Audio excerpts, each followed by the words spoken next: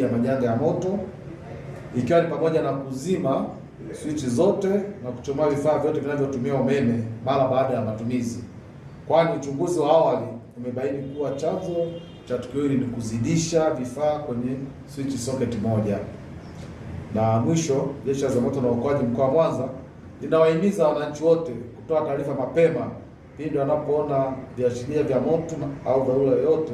kwa kupiga namba ya dharura 114,